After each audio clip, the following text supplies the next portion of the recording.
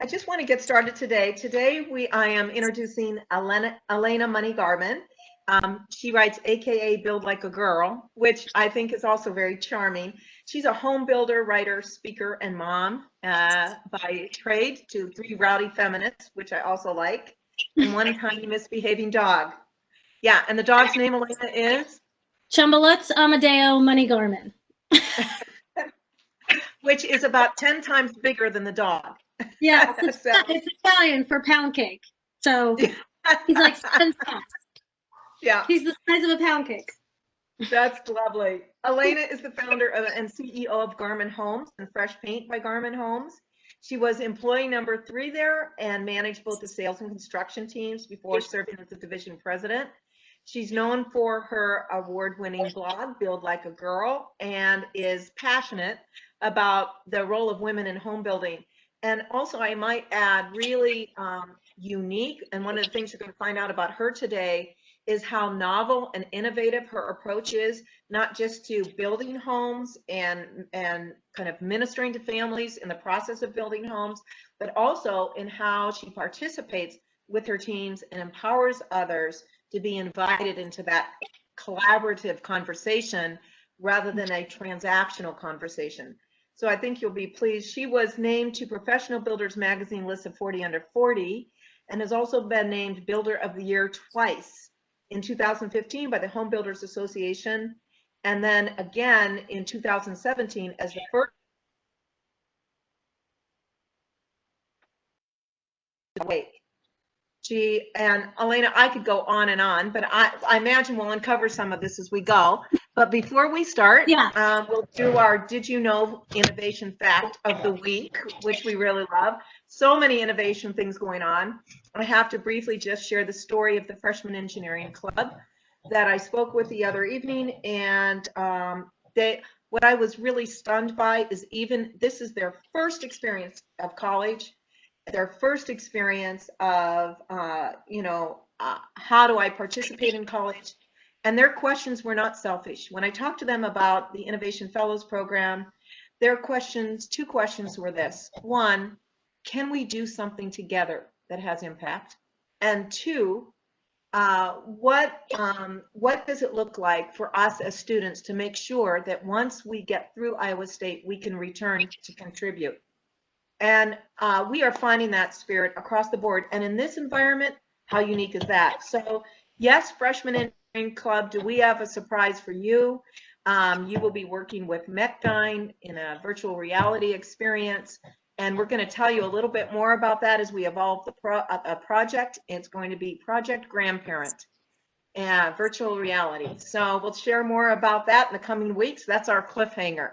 Abram, back to you. Thank you, Karen. Well, Alaina, we're so excited to talk to you today. Before we get started, I just want to remind everyone that Nakaya will be taking your questions, Nakaya. And you can drop those right in our Q&A. And Alaina, what we want to do to start off is get to know you a little better. I think I'd love for you just to tell us about your organization, what makes it incredible and unique, and why you're so excited to lead it. And then we'll go back and hear a little bit about your journey to your current situation. Thank you. Yeah, I'm so excited to be here. Thank you guys so much. In college is a really special time, and getting even to peek into it from my purview right now is a privilege, and I'm very grateful. Garman Homes started in 2007, actually, right before the entire economy crashed. Just the perfect time to open a home building company that was caused by us in real estate. But actually, it is. When you look back, we didn't overextend ourselves. Chaos created a lot of opportunity. All the lots went on sale, which is great because we could only afford what was on sale.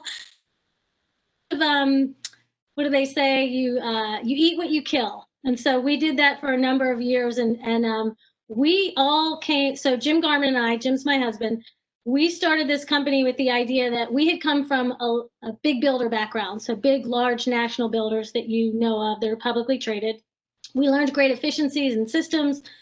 but we longed for an intensely personal connection with our home buyer and to mark the moment of how significant it is and what a milestone that is in their life. And so we sort of just all the efficiency builder and all the good, and then combine them with this intensely personal experience to create a new experience for people who wanted to connect along with their experience. We don't do any advertising. It's almost entirely word of mouth. And we started in 2007, so we're 13 years old. And we build just under 200 homes a year now to double the next 2 years, which is weird.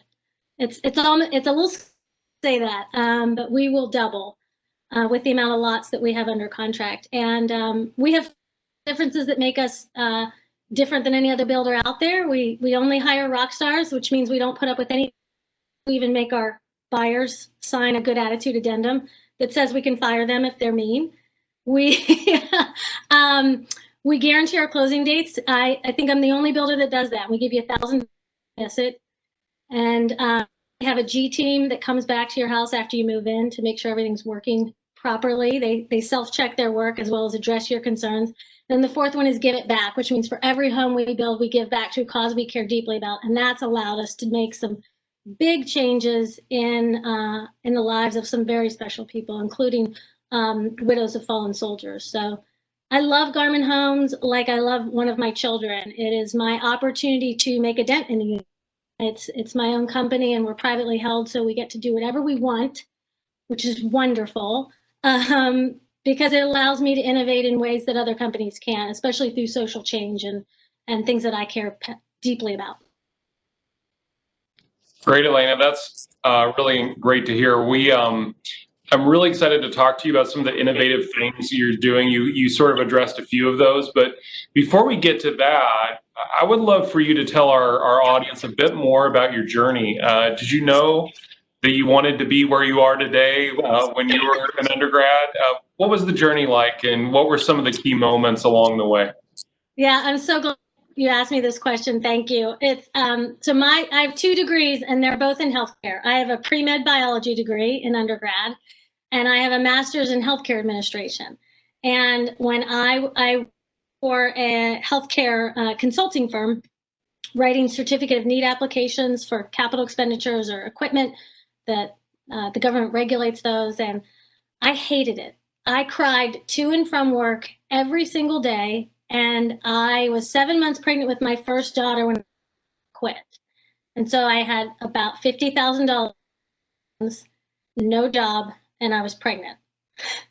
And it was a really, really scary time. But in that moment, I had decided that my mental health it was a trade-off. It was a known trade-off. I continue to sacrifice my happiness, my joy, my mental health for stability.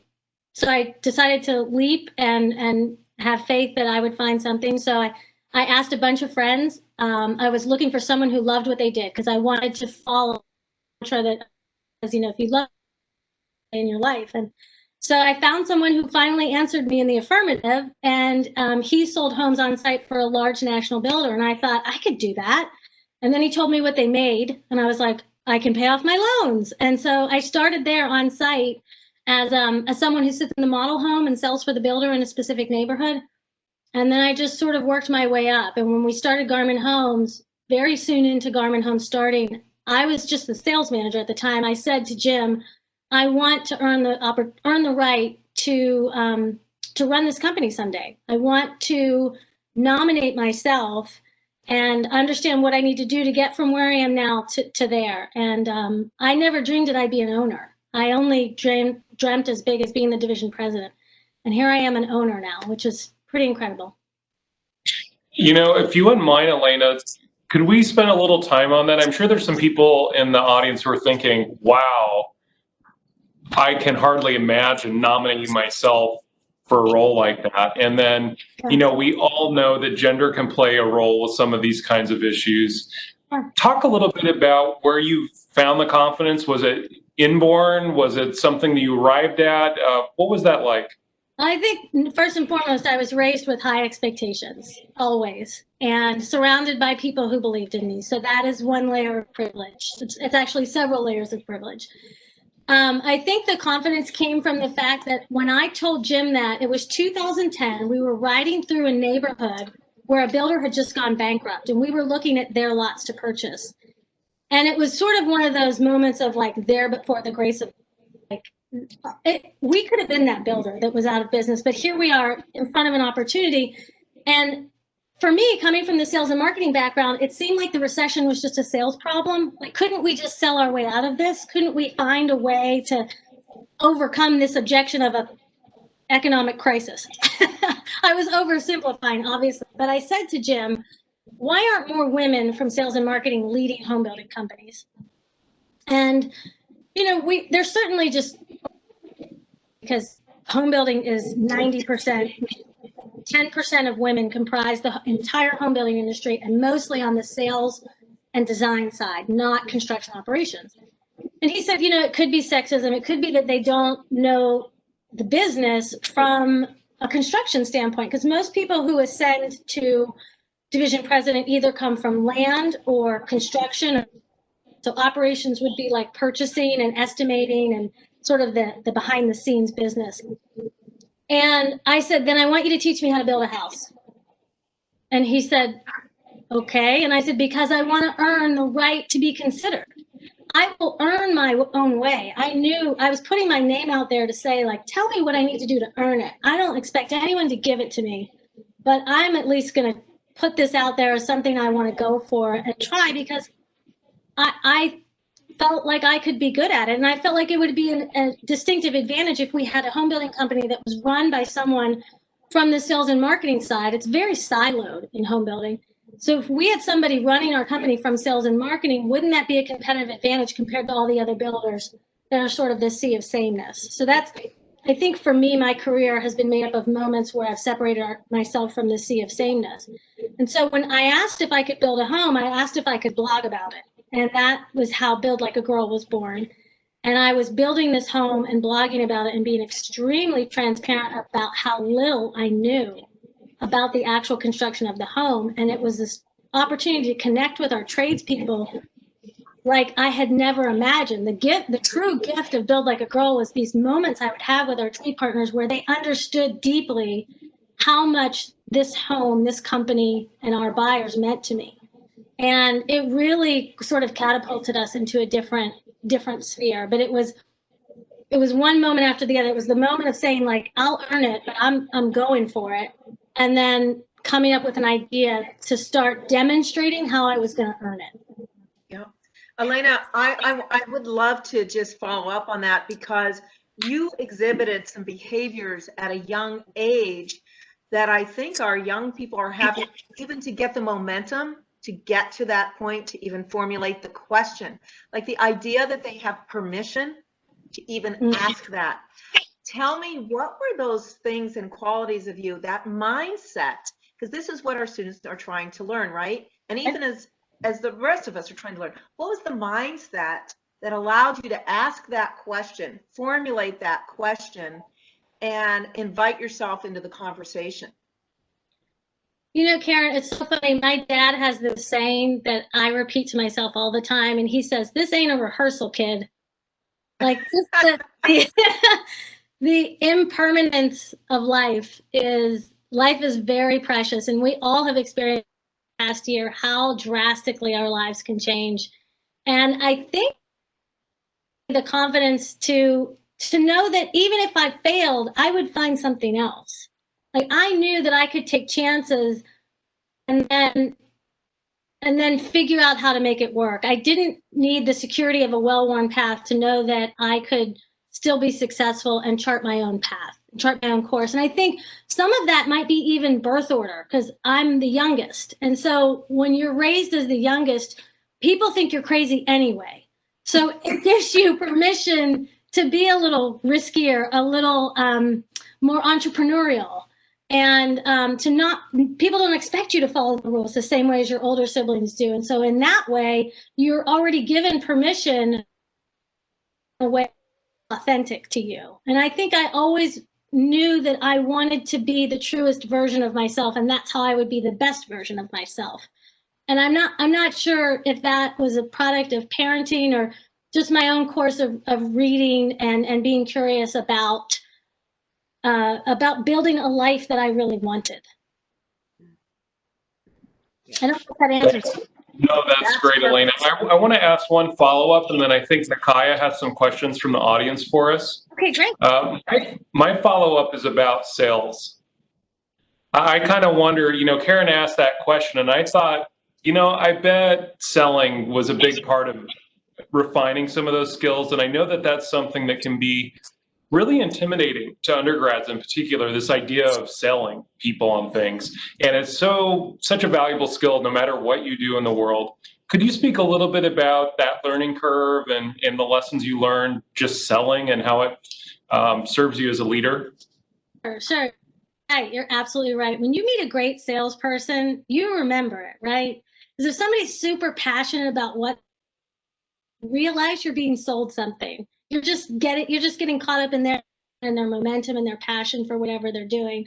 And so when I graduated from undergrad in biology, I became a pharmaceutical sales rep because I wasn't going to get into medical school. I realized I didn't want to go into medical school, which is good, right? If I can't get in, I decide not to go.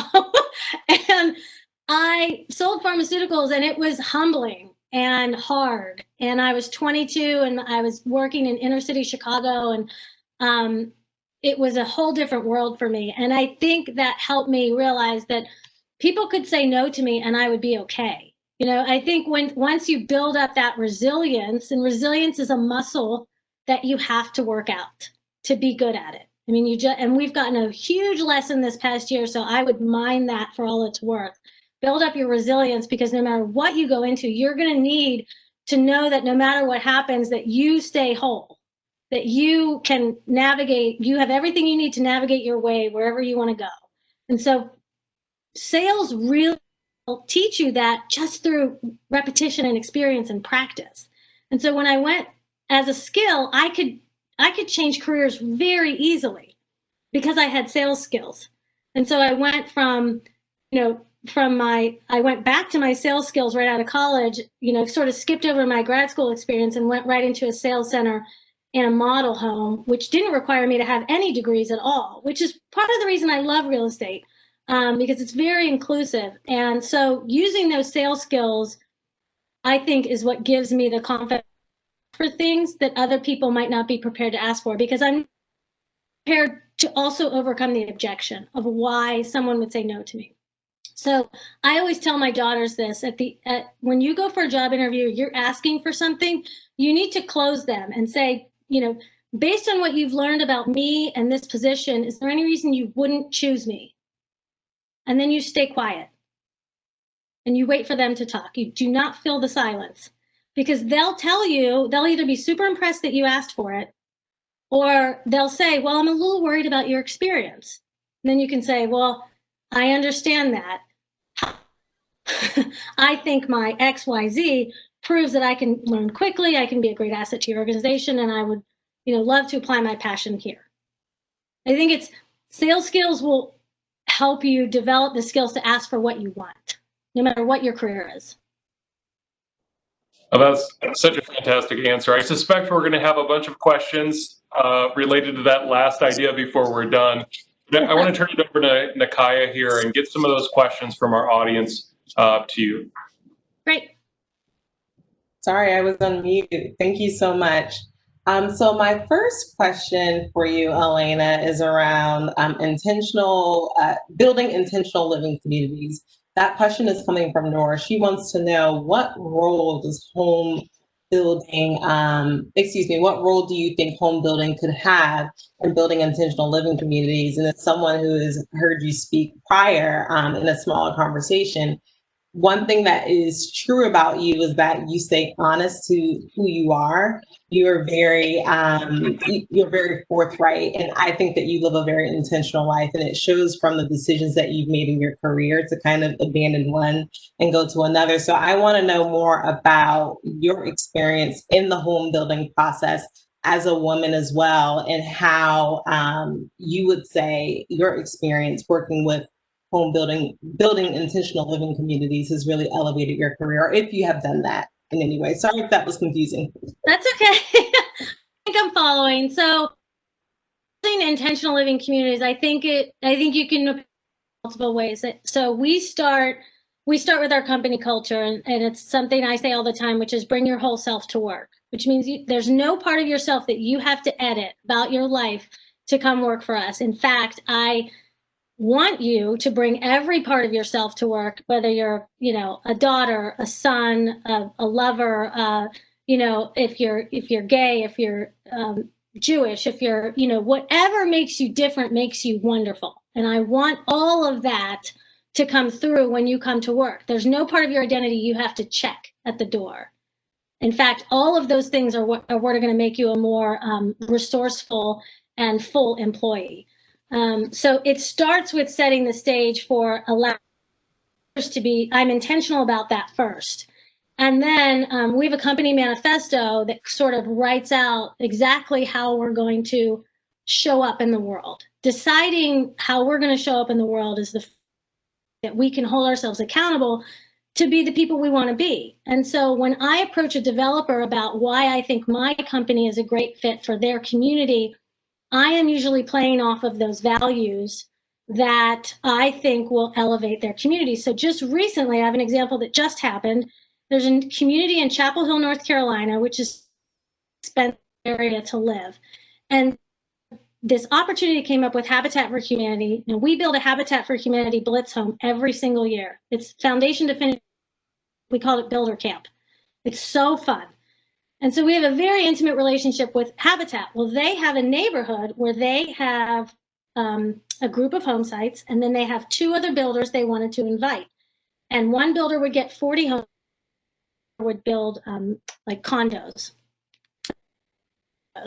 And so we're going after these 40 home sites. And so when I had to approach them about this project, I was looking for the demonstrable evidence that we are who we say we are, and that we would help elevate their mission at Habitat to create spaces that it's not a handout, it's a hand up, because they get 0% mortgages at Habitat for Humanity, and that there's dignity in all housing, and that creating communities where there's a spectrum of socioeconomic status will actually strengthen the intimacy and the productivity of that community and the function of it.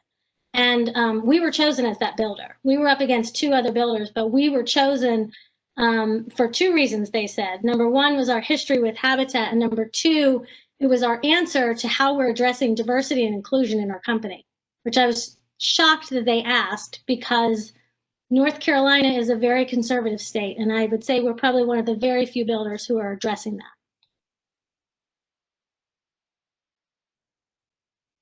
Alaina, can you speak more to, because this issue, one of the things we have really put forward is diversity and inclusion is necessary for innovation to occur. Yes. Can you share more about that connection and the necessity and how those are very intimately linked? Yeah, I gave a presentation 2 years ago at the Builder Show about the advantage of diversity, and it's proven. It is proven by everyone from Harvard to anyone and Forbes that diverse teams produce better results, and that's probably where my bring your whole self to work came from. But I think there's, to Nikaya's question, there's a level of intentionality that takes you from passive to active. And so if I set my intention at, I need to up the diversity, equality, and inclusion at my company, then I will design actions that naturally will meet those goals. But I think it's from passive to active, how you get into, okay, what can we do? What are we going to do? And we have been a leader in, obviously, women as leaders. I was division president, and now we have a female regional president.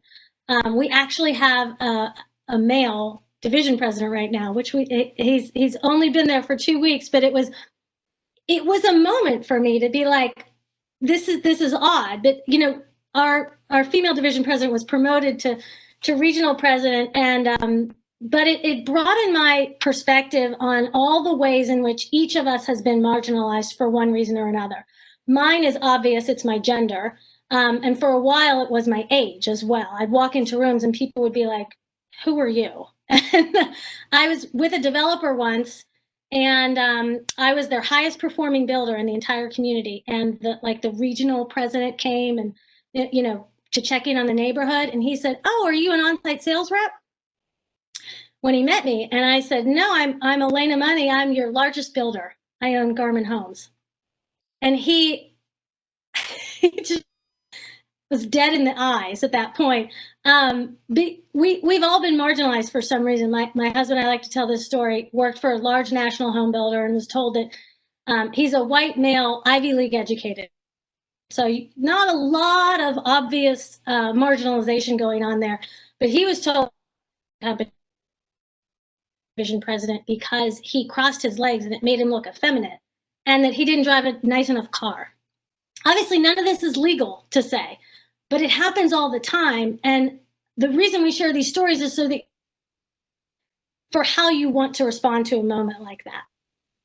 We're all put on the spot at times where we're called upon to elevate the moment as educational and enlightening as we can. So our company is moving towards a full-scale training from the Diversity and Equity Institute in Greensboro, North Carolina, to do their groundwater training series for everyone in our company, and to start us all on a journey of having more uncomfortable conversations so that we can reach a higher level of diversity and inclusion, not just for performance sake, but because it's the right thing to do.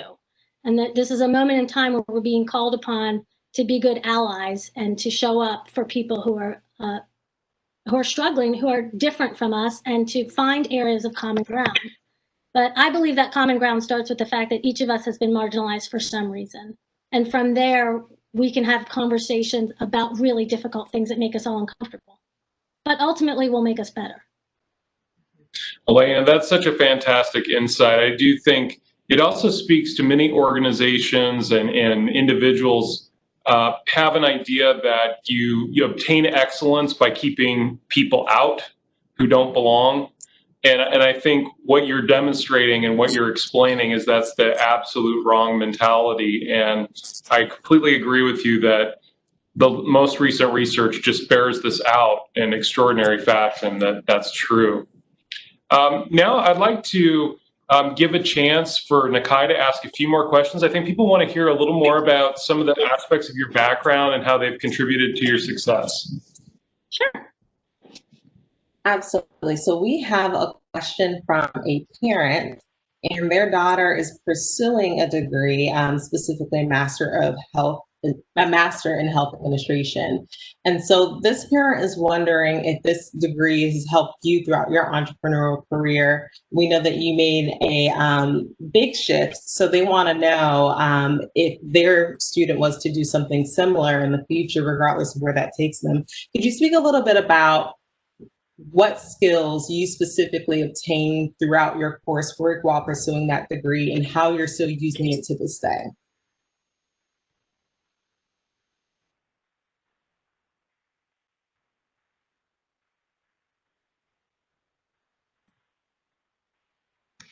I think we're waiting for Alaina to check in, and looks like her internet is catching up with her. So, yeah, there we go. Thanks, Alaina. We were missing you. Okay. Did you get my question? I did. I use it every day, every single day.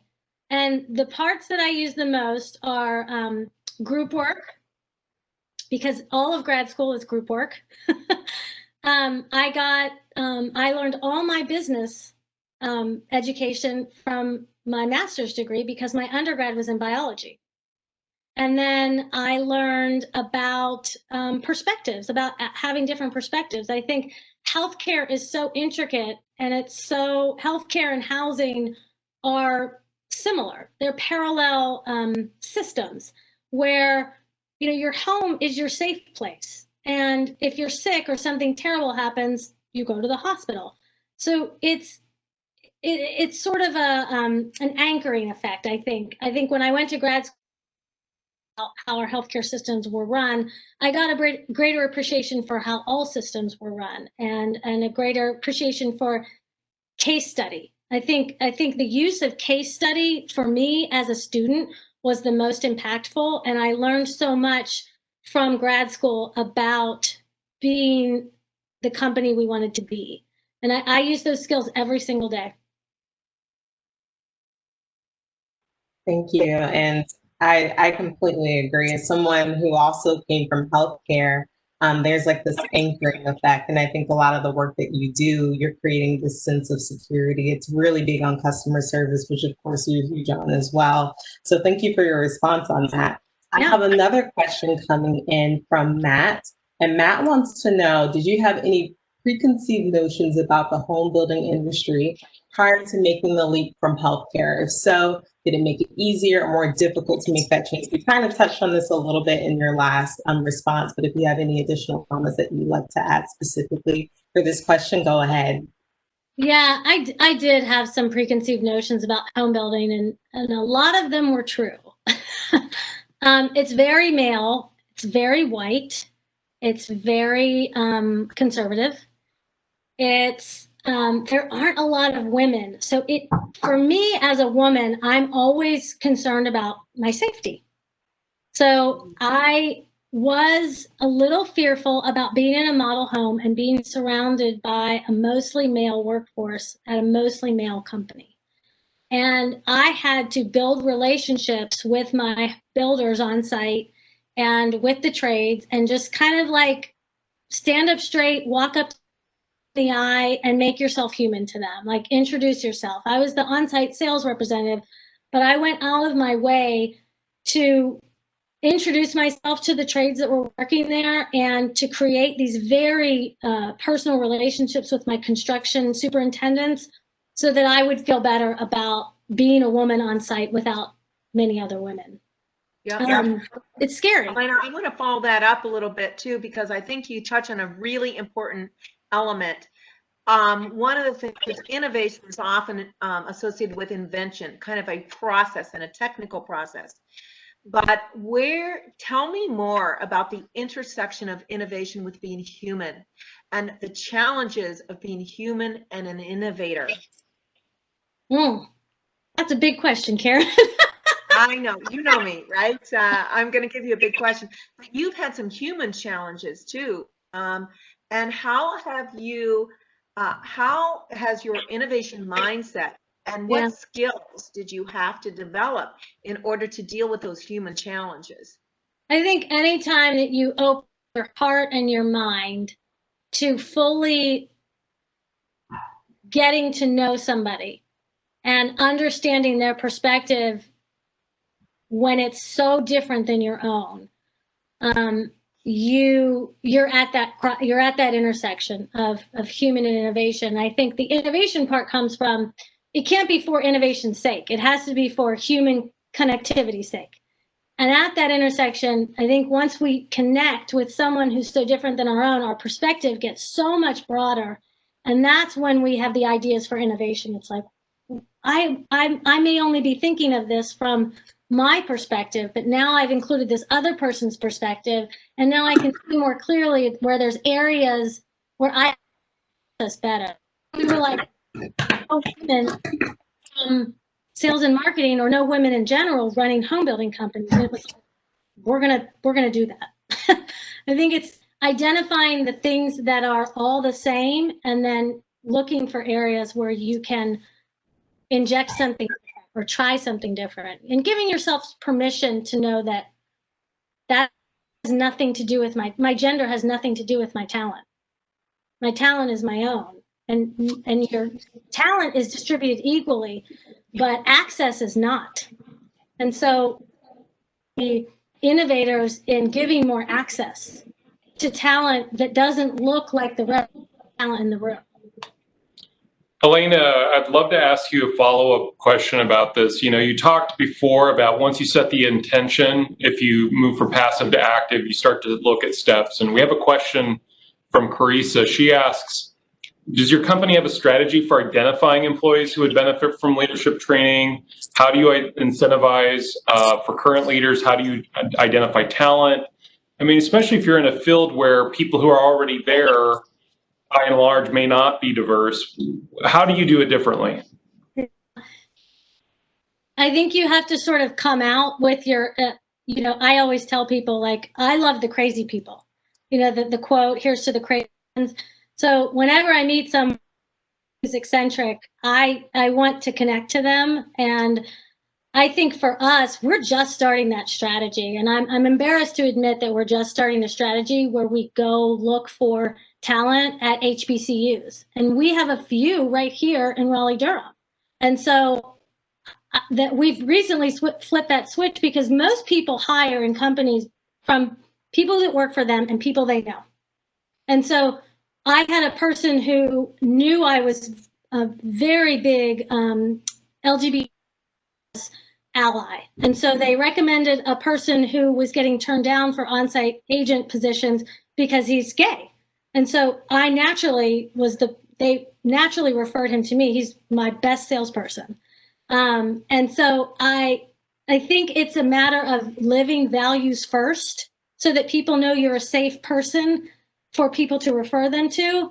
And then also looking for ways to connect with different populations. So this person's name is Hunter. And so we asked Hunter, are there any LGBTQA+ groups within the real estate community that you could introduce us to? Like, can I host an event? Can I do a networking event? And then Jim and I have had discussions about starting a leadership program for people, specifically people of color, to come and do a sort of a fellowship, a year-long fellowship with Jim and me about being in home building, and sort of cycling through all the different silos, and then either offering them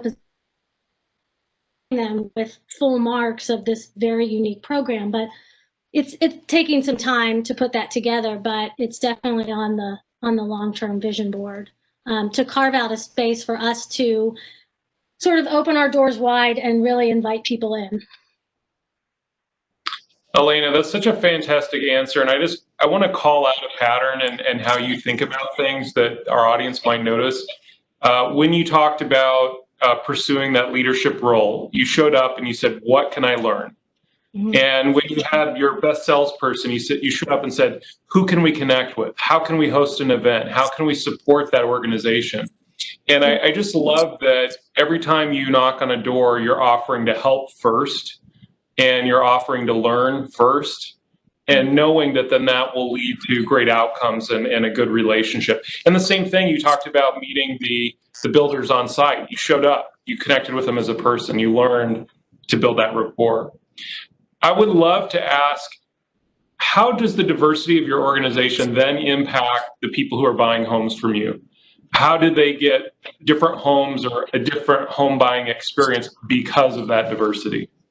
I think it's a trust factor. I think it's representation. Representation is so important. If I've had people tell me, I formed my own sort of advisory board. So people of color who I trust and love and who trust and love me, I've said, can you advise me on how do I do this? How do I rise to this moment? And they've given me some tips, but they said, if I'm not on the brochure, then I'm not invited. Mm-hmm. And so I have a thing against stock photography, and my thing is I loathe it. I hate stock photography. I use real customers and real people, because even if they don't look just like you, you can tell who's a model and who's a real person. And that's so important to me, to use our trades and our buyers, our home buyers, and to project imperfection and not perfection in all of our copy and ad campaigns. But that same salesperson, Hunter, one design studio, I was in our office, which is next to our design studio, and I walked into the design studio, and there were two women of color who were doing their design selections for a home they were building. I walked in and said, hi, I'm Alaina. Thank you for buying our home. And they said, we went to that neighborhood to see another building. We didn't feel comfortable. And then we walked into your sales center and we met Hunter. and then they felt comfortable. And I think that I'm missing a lot of people that might not feel comfortable. And despite what I do, we have a lot of people who work for me are in interracial marriages, and we use pictures of our own children as pictures in the models. And so even the inclusion of projecting interracial families is a big deal to people. I think that people need to know they're safe, and it needs to be overt, and it needs to be explicit. And I want to make people feel at home. I don't deserve to build them a home if they don't feel at home in the model home that I've built. So I need to find ways to make them feel at home. And one of those ways is all the things I'm doing now, but another way is that I need to hire a lot more diverse people to be on site. Yeah. Alaina, I want to follow up on that because you have identified a really important thing, and I could tell it was choking you up, right? Yes. I mean, I could tell it's something so moving that hospitality is a critical success pillar of innovation for you. Yeah. And a critical personal pillar. How do you build that? Where does it come from? What has been your experience that caused you to incorporate that as a pillar? That gave you the confidence to say, this is it. I think being marginalized myself or being underestimated. I think that, when you're a woman in home building, you have to work twice as hard, and you might get half as far. And you probably have to start your own company or leave a company to get to where you're going if you want to be at the top. Unless you work for a company like Taylor Morrison, that is the only publicly traded home builder with a female CEO and has the highest percentage of women in executive roles. You have to be bold enough to and to know that you're worth whatever position you have and not fall prey to imposter syndrome and think of all the reasons why you don't deserve that position. It just comes from care. Imposter syndrome is not that you're not qualified. It's just that you care about whatever's in front of you and you want to do it justice. And so I think that sense of knowing that I've been discounted and not wanting to ever make someone else feel like that, to welcome them in and try to discover them and be naturally curious about who they are and how they've been treated in the industry, because it is a scary industry, and it's scary to purchase a home. And so I don't want people to ever feel oppressed by our experience. I want them to feel empowered. I want them to have a positive experience with us that empowers them. Our manifesto says the courage to live the life you've imagined. Like, I want people to build homes and then walk in there and think like, I can take over the world, I'm gonna live the life I wanted to live. I'm gonna build this life intentionally for me. And I think that comes from just knowing that if I don't do it, then they might be having some really negative self-talk. And I want people to turn that off. Alaina, I want to ask you about this because I'm curious. This is so inspiring. It really is making me feel a lot. But I also imagine people are thinking, gosh, it's not just you. There's probably a lot of small moments of courageousness, or maybe it's being an entrepreneur. I'm curious, because you were an entrepreneur, were you able to just do it? Or did you have to take a risk? Did you have to fight somebody's objections? Did you have to worry about, is this brochure going to lead to tanking sales? What were some of those moments of doubt and risk like? Do you remember, this is an old reference, but again, it's an Oprah reference. George Michael, who's now dead, who used to be in Wham, probably a really old reference for kids in college, but George Michael was a singer, and he was on Oprah right after he came out, and she said, were you worried about losing fans? And he said, not interested in selling records to homophobic people. And I think that Jim and I have both had those moments where we know we're poking something that we're probably going to get a response from. I'm not interested in selling homes to racist people or homophobic people or sexist people. I'm just not. And if that means my business is capped to a certain number, then I'll take that over not sleeping at night because I'm, supporting someone who is promoting hate, in my opinion. that is a perspective of privilege, that I can decide how much I want to sell or not. But we have done this from the beginning. I think the stance on immigrants, the stance we're North Carolina. We had the bathroom bill, where you had to go to the bathroom with the anatomical gender that you were born with, and it was horrible. And we had to, in those moments, you were invited to speak out or not. And I didn't want anyone living inside their house to wonder if I thought they deserved it or not. And so if you don't say anything, then you're letting them wonder. And so recently, with the murder of George Floyd and Black Lives Matter movement, we'd made a post to Instagram and tied it to 2 lines from our manifesto, where we say we never make space for hate, and that Black Lives Matter. And my regional president was approached by someone who works for us, who said that was approached by someone who works for us, said that was aligning us with an anarchist, people who want to defund the police, and just rhetoric. And the person resented the fact that they had to speak to it and said, I love coming to work. I just want to come to work. I don't want to be political about it. And on one hand, I can appreciate their point of view. On another hand, they can work for any other builder in this market and get that. But if you, then we are going to lead values first, and we are not going to stay quiet on things that need us to speak up. We're going to use our privilege to speak up. And so people have no doubt in their minds when they're living in our homes that their lives matter.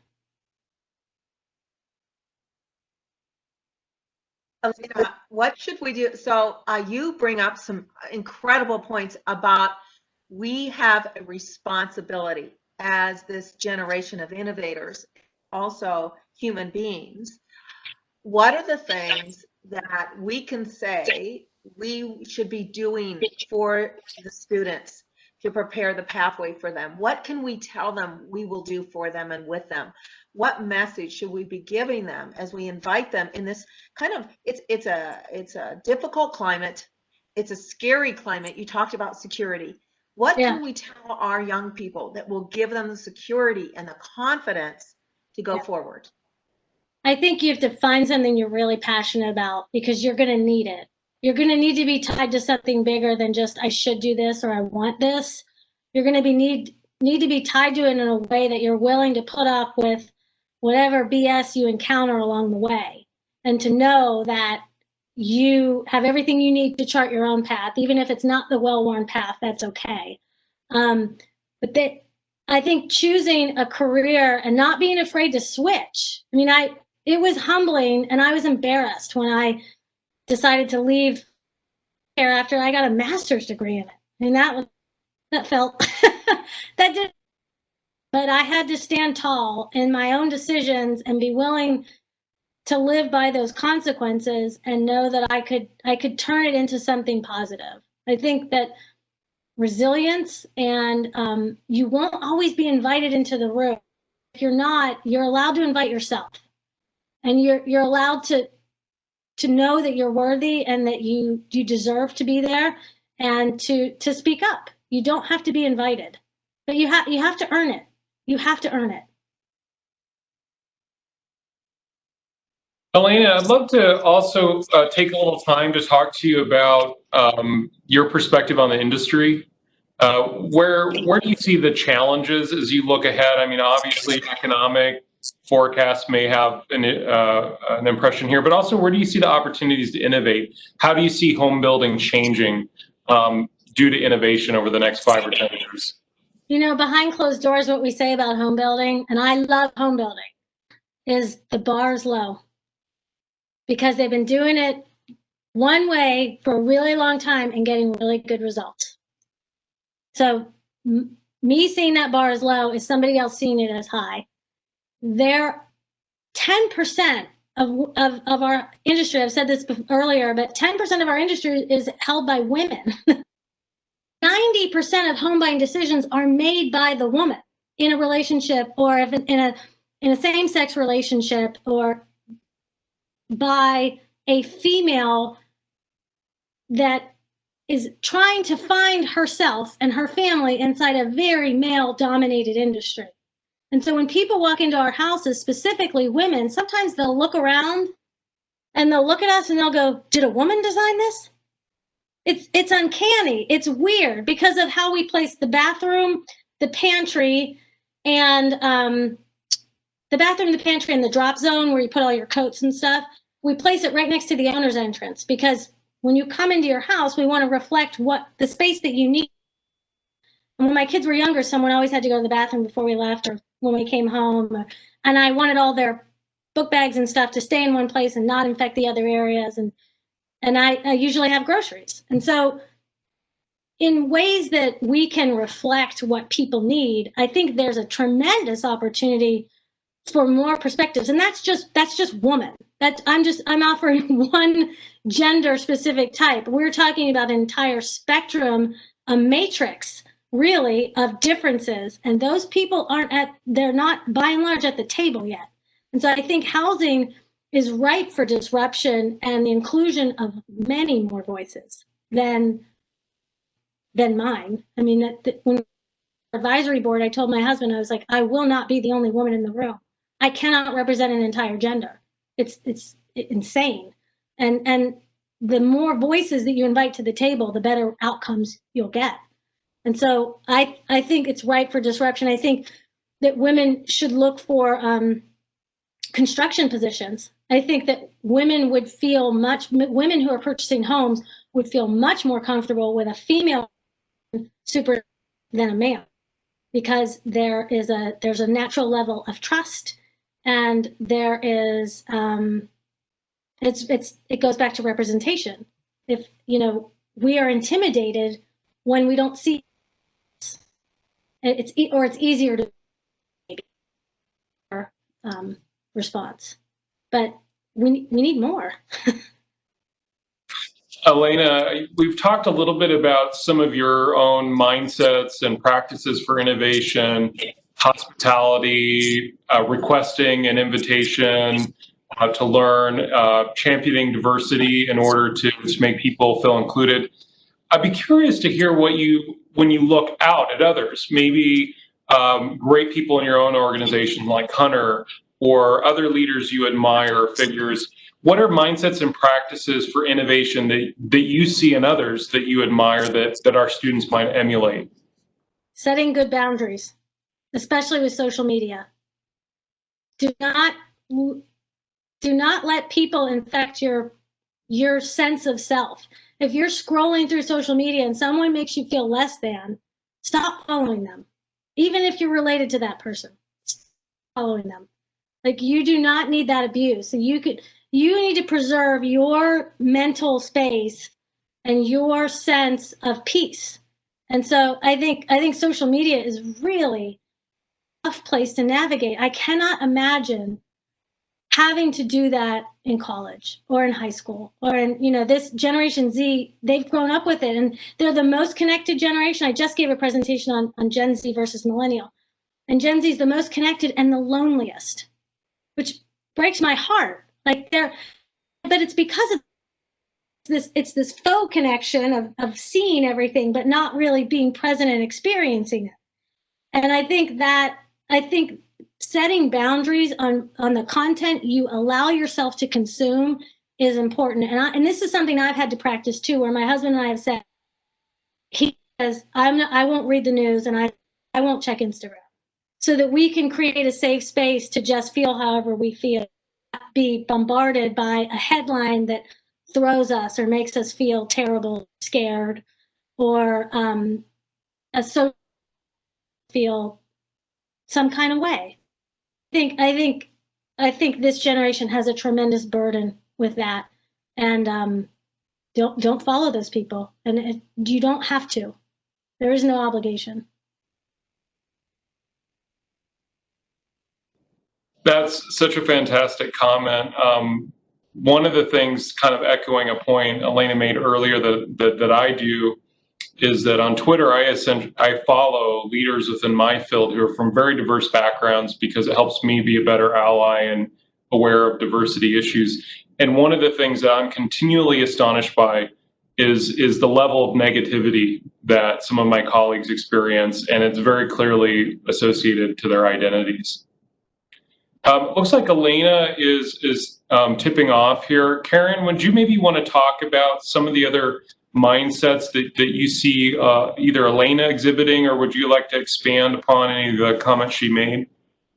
Well, yeah, certainly, and especially even what I'm hearing from our students. And Alaina's back, and I'll just briefly comment. Alaina, Abram asked me about any other mindsets that I'm observing, and I have to speak to our students. We have sorely underestimated the capacity and contribution capacity of these young people. And what was clear to me and has been consistently clear to me, I've spoken to over 2,000 students probably in the last couple months. And what is absolutely clear to me without a doubt is that they are capable and willing to aggressively learn. Teach me quicker, teach me faster. I'll put in the extra hours. I'll do whatever I need to do. And they want to perform with us. They're willing to do whatever it takes. There's an assumption about the lack of humility and the fact, and some myths going on about how students believe, what they believe about themselves. There's a lot of urban legends about how they should earn their way in. We don't have time for students to earn their way in. If we wait for them to earn their way in, we are going to lose a whole generation of contributors. That's why Iowa State is elevating right now very aggressively for students, by students, with students. Alaina, can you speak to that? Tell me more. Like, what can you ask me? Where do you want me to go? I'm thinking about what do we need to be more deliberate about inviting students into, and how would they go about, what things should they be inviting themselves into? More than that, you know, they're fighting this assumption that they're being arrogant when they invite themselves in, or they're advocating for themselves versus everyone else. How do they go about this process, and how do we invite them in? I think if your intentions are pure, with little exception, I think you have to go into those endeavors as genuinely as you can, which requires some vulnerability. I think anytime a person, we can all tell when posturing and trying to be bigger than they are, and it usually comes off a little air rash. But I think when you come to someone with, I want to learn from you, I want to start building a career that I love, and I need these skills, and I'm willing to do whatever to get there. And I had a young person call me, a home met a young, said she wanted to go into home building. He said, I know this woman, that you need to call her. And so she texted me and said, do you have any internship programs? And I said, we don't. But you should talk to our division president anyway, and you should tell them what you're thinking about doing, because we want people to work for our organization who, like you. And so she created a position for herself that we didn't have. And she worked for us for free, which isn't always an option for a lot of people. But she created a position that she was willing to do for us, to be near us. And I think that I call it what it is, you know, and even say it, like, I don't want this to sound arrogant. And if it sounds arrogant, I apologize. I'm coming from a place of genuine curiosity and passion for what I want to do with my life. And I believe that I can learn something from you. And I'm inviting an opportunity to learn from you. What can I do? Where can I be? How can I show up? You know, I think that self-effacing part of it, the fact that I know I may be coming off, or I'm worried, here's what I want to show, sort of that sense of self-exposure. And, you know, one student approached me, Carly came to me, and I asked her what her experience of this was. She said, you know, before I was enrolled in this process, this innovation program that we're doing, she said, I thought I had settled that for what I thought was impossible. I thought that everything I wanted to do was impossible. and I had settled for a drop. But now I'm beginning to see that I could make a splash. Yeah. And she got that because of a comment from someone, one comment from someone who was in a position of privilege, a president of a company, who empowered that. And I think we don't think enough about our words and our behaviors. Right. So, and that idea of inviting themselves in is very difficult. Mm-hmm. So to your point about being human, and Can I ask a question on that one? yes, please do. Hi, Alaina. Hi. Sorry, I missed the beginning. I didn't miss the beginning, but I wanted to be on the background because today I have 3 children around me. I always make a lot of notes. Yeah, I always make a lot of notes. And I have a couple of things that I wanted to tie up because I really would like you to speak like directly to our students. Sure. You spoke about when plan B becomes plan A, Mm-hmm. that real estate is the most inclusive field, Mm-hmm. that you bring yourself to work, that you are the living value and being human. And now you also mentioned about the imposter syndrome, and the conversation is going to that place where you show up, you make yourself invited, you come and believe in your talent or whatever you have to say. So you have a voice, a public voice, you need to express it.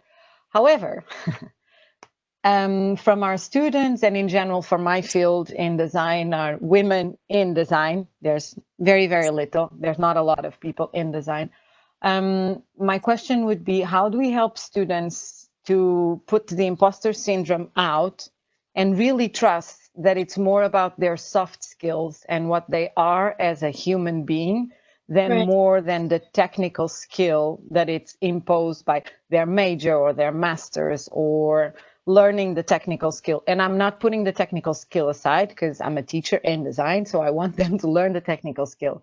But before even meeting any student or meeting any client or meeting anyone, I want to see the person. And what can we say to, what is the one thing, because I see it in you, like you're talking and I was like, oh, she has it all. So how do we emulate that for our, yeah, you do.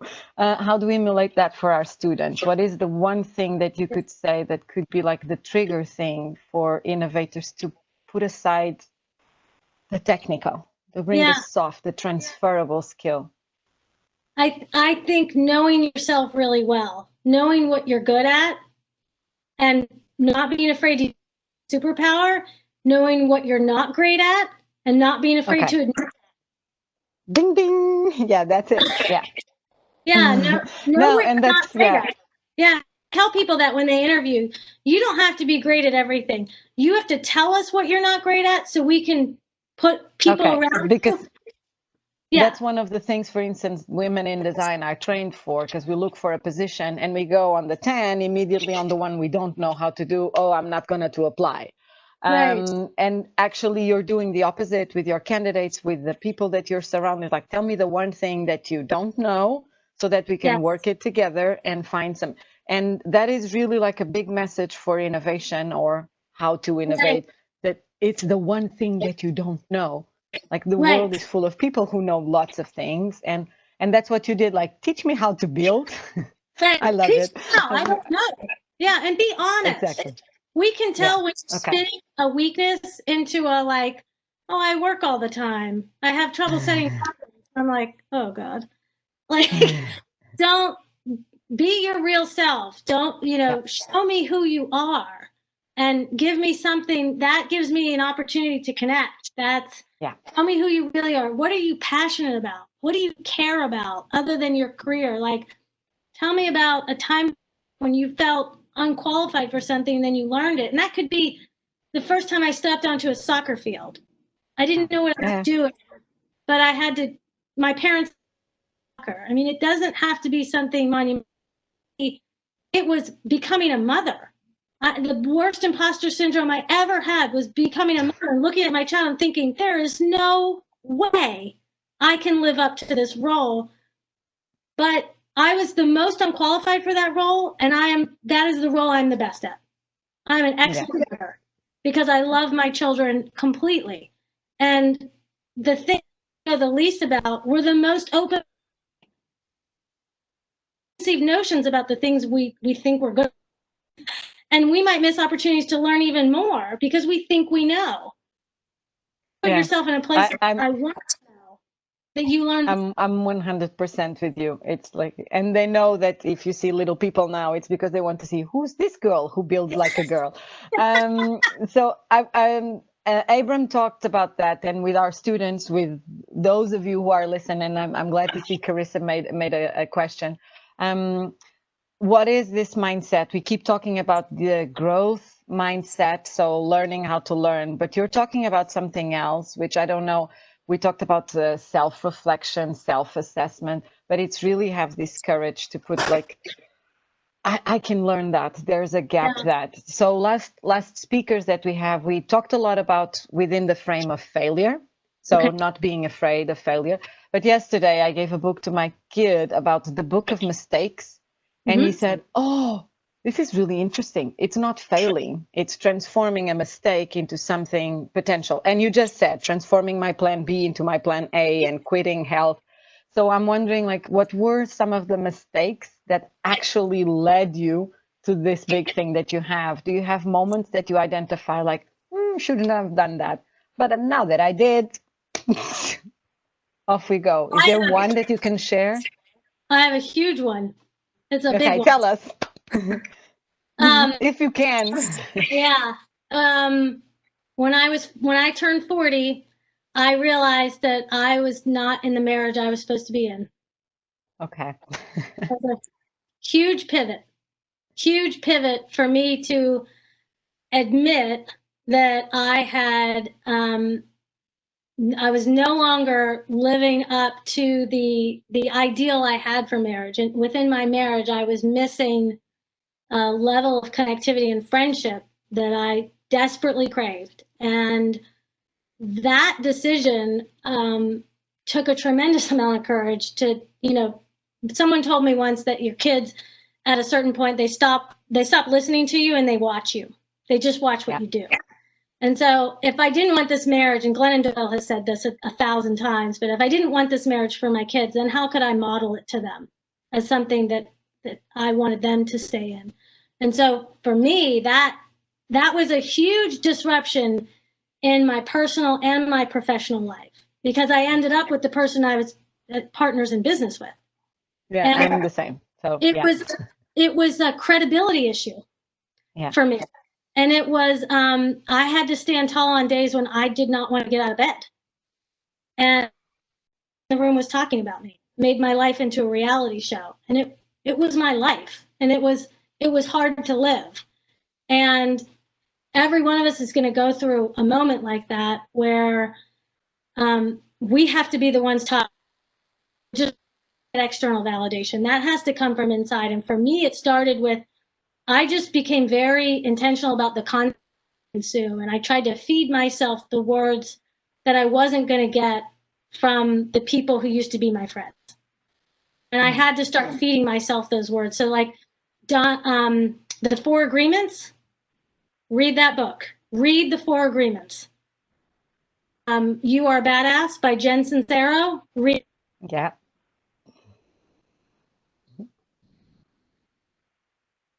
She's cutting off again. Yeah. Just when it was starting to get so good. It's all been good. But I can speak to Alaina being a front runner, really. Yeah. And Abram and Anna and Nakaya, we've just invited a lot of students to be front runners, what we're calling front runners on the innovation front. Yeah. And doing exactly the things that Alaina is saying, having the courage to do something they've never done before. We're investing time and money into them. For example, a marketing team. But utilizing the mistake or utilizing the thing that it's wrong. So not, oh, there she is. I'm guessing that's where you were going. Yeah, go on. Did you get the 4 Agreements? Yes. Yeah, the 4 Agreements and the Badass. Badass. Yeah, we got that one. Yeah, both of those. And Mindy Kaling. Yeah, so I know. Mindy Kaling's role in Hollywood is really interesting, and talk about people making space for themselves where there is none. And her book's wildly entertaining. I mean, these are real world examples of people who have made space for themselves, and by doing so, made space for others. And Yeah.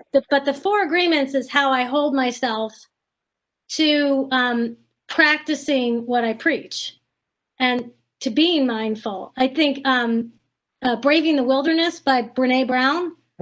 Yeah. Her podcast is wonderful. And all of But Oprah's that's that's one of the things, we're not using the word, but there is the word, like using your vulnerability. And in these times, vulnerability is like, so my students see me cry, and my students, and you will see my children. But using that space of something that needed to be hidden, like girls don't build, but you actually put it exposed, or you're using the vulnerable spaces of race, of color, of gender, of profession, of skills, and put it out there. And I'm guessing that it comes also with some hard times. But yeah, what can we tell students? Because it's we can send them. I'm going to say something that I say to my students, and I want everyone in the panel to talk to this. I find the education environment very protected. So we say them, you can fail, you can make mistakes, you can be vulnerable, but we protect them because we're making sure that the failure is something as a learning experience. But when they are out there in the world, it's themselves. So apart from learning how to be vulnerable, they also need to learn how to protect themselves, like you were talking about social media, 100% with you. So what is the other thing? What would you say how do you build your armor? How do you build your, how do you protect yourself? You can't always. Okay, sorry, I don't want to have a session. Yeah. You can't always protect yourself. Am I coming through? Yeah. Yeah. No, yeah. It's good. You will get hurt. There will be consequences sometimes. I think it's that when that happens, when the thing that you fear happens, you're still there. Yeah. You're probably still intact. And you need to find a way to keep going. And so for innovation. Yeah. So in innovation, when that thing happens, that you have an idea, you have a thought, you know how to make a plan B, you know how to expose it, but then something still happens, because I'm guessing that the crisis in home building is still, and you found a way. Yeah. And how do you make that going? I think you have to have faith in yourself.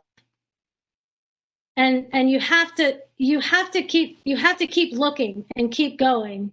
Okay, there you go. Yeah. Yeah. You have to keep looking. It won't be obvious. And we had a brand. I tried to make an affordable brand of homes, design an experience, and I called it G Light. It was years and years ago. Anything light. And I missed, and it was a failure. It was a flop. And then years later, I kept kind of noodling on that idea, and I came up with this concept of curated whole home design, and where people would pick their plan and then they'd pick an entire house, and I could negotiate pricing better.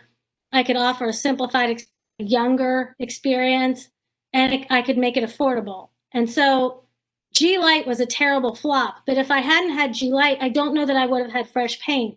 And my company has a national identity. I only build 200 homes a year in North Carolina, but I have a national identity because I've created paint. I wouldn't have gotten fresh paint if I hadn't gone through the humiliation of G Light. Yeah. That's precisely what I'm saying. But it's okay, and it happens a few years later, and it's fine. Yeah, so that's exactly where we. Yeah. I don't have it. I'm gonna keep failing, and I'm gonna make mistakes, and I'm gonna, keep trying to figure it out. But own that. Part of my story. Don't spend a lot of time on your highlight or your low light reel. Like, you are the sum of your dots. You are not just the bad ones or the good ones. You are all of those dots. And that's okay. You are allowed to own every single one of them, learn from them, and keep using them to form the person that you want to be and build the life you want to live. Alaina, you give fantastic advice, and I'm literally just trying to take it all in. And I have a personal question and then 2 follow-up questions from some really awesome students. So my first question is, You talk a lot about taking risks. You talk a lot about following your heart, and you've done some amazing things in your life. You also mentioned that you have an advisory board. Could you talk a little bit more about mentorship? Like, who is helping guide you? Who's helping you make these really difficult decisions? Because I know that community is so important. And so could you speak a little bit to that? And even for our students, could you give some advice on how they could select some really awesome mentors? Or there's some key characteristics that they should be looking for? Yeah, that's a great question. I made my competitors my best collaborators. So I be kicked by somebody on a house or, in my industry. I saw the super people selling a ton of houses, the people who's, were building these beautiful houses. I didn't know how they were pulling it off, but I would just approach them and tell them that I was a fan. And I had done my research. I knew who they were. I knew where they worked. I had followed their career and could speak to it in a way that they knew I wasn't trying to skip a step, right? Like, just like hang on and be around them. I wanted to actually get to know them. And so that, there's a friend for coffee this morning who used to be the sales manager, home builder, was a sales manager at Garmin. And she and I became great friends. And it led to some of the best opportunities in my career came from her. And she didn't work for me or with me, but she was an outsider who would say, hey, we did this for, we did the Miracle Home for Duke Children's Hospital, and it raised a ton of money. It gave back to the community, and I nominated you to build the next one. Like, those types of relationships, when you have nothing to gain, but just being near someone whose career inspires you. I think when you people and you're genuine in wanting to get to know them and not wanting to get anything in return, but just knowing that by knowing them, you will get something in return. I think your competitors, or if you're just someone whose career you just really time or ask for, even if one book you tell me to read, what would it be? And then read the book, and then tell them you read the book, and have coffee or go for a walk and discuss it. You have some questions. I think those are genuine ways to build allies. Those people will root for you. They will root for you. So thank you so much. It goes back to that core value that you have of just really staying true to yourself. I have another question from a student. I believe their name is Ahilian, and I'm so sorry if I misspoke your name. The question is, as a community designer, do you design gated communities? If so, do you address white flight and segregated communities in your design? I do not do gated communities because I'm not interested in building someone's ego. I stay at the medium. So the average price point for my homes is like $375,000 for one brand, for the Garmin Homes brand. And then for Fresh by Garmin Homes, which is the millennial targeted brand, that price point is about $100,000 less. So I regularly say no to opportunities that would have me build above the $500,000 price point, because I am not interested in contribute. There's enough people building those houses. I am interested in solving the puzzle of how to create more intricately woven communities that include more and don't exclude anybody. Age, or even age targeted neighborhoods. We've had some opportunities to do like 55 plus communities, and we're not doing them yet. I think at some point we might, when we're in 10 years, when I am 55 plus. But I like the first time home buyer, and I like that we can provide an experience that's really positive, because I do feel a sense of responsibility for setting a bar that's worthy of them, of their money. It's all their money. Unless you own a business, it's the most money you ever spend. And if someone's not taking that into account and minimizing you to a lot number or a unit, or just they don't deserve your business. You should work with people that make you feel seen. Everybody wants to be seen and heard. But yeah, I don't build in gated communities, and that's one of the reasons. I build in master plan communities, which have a lot of builders in one community. And I usually request the from the price range. So, you know, on the sign it says from the 200 or whatever, that's the price range I like, because it's just where I think I think that's what I'm good at. That's where I want to be. I don't want to build fancier. That's not where the magic of home happens. A fancier house does not give you a better life. An authentic life gives you a better life. And that can happen anywhere. And I think this year has taught us that. Like, it's put into perspective what really matters and what really doesn't. And when this whole thing started, it was like, well, it's been really fun being a home builder. I hope we survive. I mean, we just didn't know if we'd survive. And then we broke sales records, and we didn't do anything specific. I mean, we rode a wave that the industry of a lot of pent up demand. But I prefer the affordable and attainable. Affordable is an actual equation, so I'm hesitant to say affordable. Attainable is what I like to build. But I want really, really good.